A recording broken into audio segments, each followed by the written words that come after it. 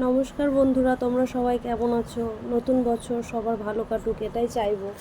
আজ পয়লা বৈশাখ, আমার ছেলে ঈশানের জন্মদিন।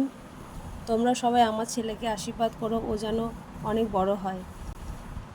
সকাল থেকে যেহেতু রান্না বান্না করতে ব্যস্ত ছিলাম, তাই সকাল থেকে ভিডিওটা শুরু করতে পারিনি, তাই দুপুর থেকে ভিডিওটা শুরু করছি। এদিকে আমার ভাইজিও দাঁড়িয়ে আছে, হাসছে।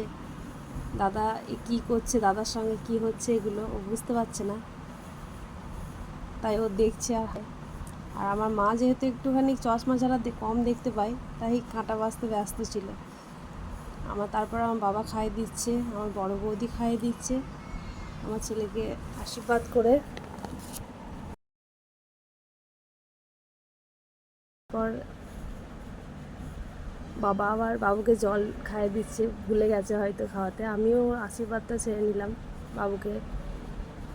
আমার বর যেহেতু বাবুর জন্য কেক আনতে গেছিল, তাই বর একটু দেরিতে বাড়ি এসছে, তাই ও আর সেই টাইমে থাকতে পারেনি।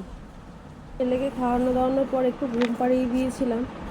তারপর আমরাও সবাই একসঙ্গে খেয়ে নিয়েছিলাম, কারণ আমাদের বিকালে একটু বেরোনোর কথা ছিল। তারপর আমরা বিকালে সবাই মিলে, মানে আমার বর, আমি, আমার ছেলে সবাই বেরিয়ে। আর আজ আমরা পৌঁছে গেছিলাম মা কঙ্কালী মায়ের মন্দিরে, যেখানে বাৎসরিক পূজা উপলক্ষে নানা রকম অনুষ্ঠান চলছিল আর মেলাও বসেছিল। আর কঙ্কালী মায়ের মন্দিরে নানা রকম আলো দিয়ে সাজানো হয়েছিল, দেখতেও ভালো লাগছিল। আর এই যে তোমরা সবাই মাকে দর্শন করে নাও।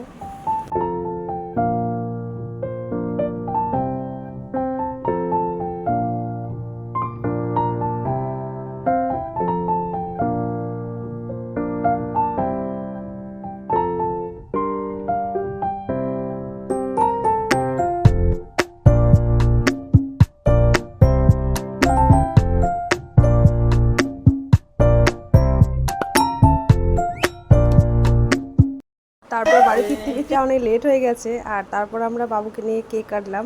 আমার দাদা আর আমার ভাইজি তিনজন মিলে একসঙ্গে কেক কাটছে। আর আজকে ব্লগটা শেষ করছি এখানেই।